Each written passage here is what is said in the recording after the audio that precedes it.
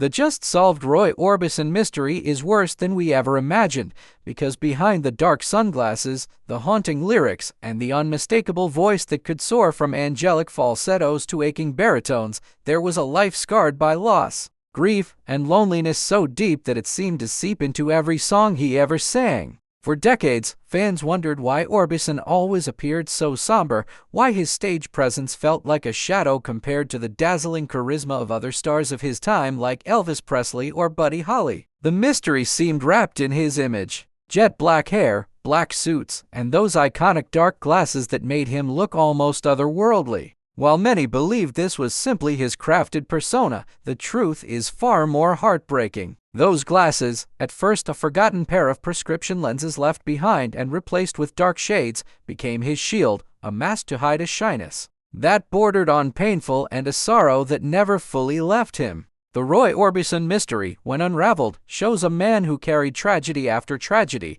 and whose career triumphs were always shadowed by private devastation. The first great sorrow came in 1966 when Roy's wife Claudette, the love of his life, and the muse behind many of his songs, was killed instantly in a motorcycle accident while riding alongside him. Roy, who had sung about heartbreak in hits like Crying and Only the Lonely, suddenly lived those lyrics in the cruelest way possible. Fans were devastated for him, but he carried on, stoically returning to the stage. His grief poured into his music. Just 2 years later, another tragedy struck when a fire consumed his Tennessee home, killing 2 of his young sons while he was away on tour. The man who had given the world some of the most soulful songs in rock and roll was left with unimaginable pain, losses so profound that few could comprehend how he kept performing. The truth is, Roy Orbison's voice, aching, powerful, and filled with longing, wasn't just art. It was confession, a reflection of his shattered world, and that is what makes the mystery behind his music all the more haunting. Even at the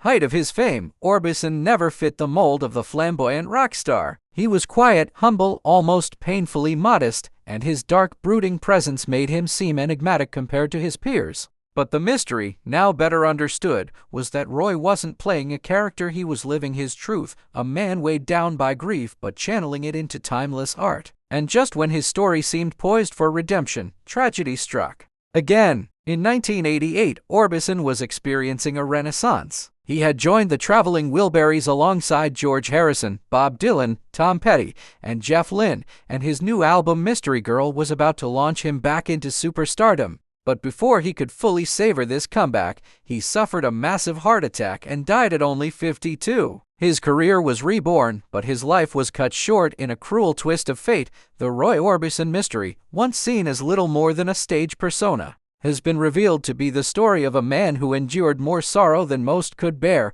who wore glasses not just for style but to shield himself from a world that had hurt him so deeply, and who sang songs of loneliness because he knew loneliness better than anyone. It's worse than we imagined because the heartbreak that defined his music wasn't invention, it was his life. And that is why his voice, even decades later, still echoes with a pain that feels real, raw, and eternal.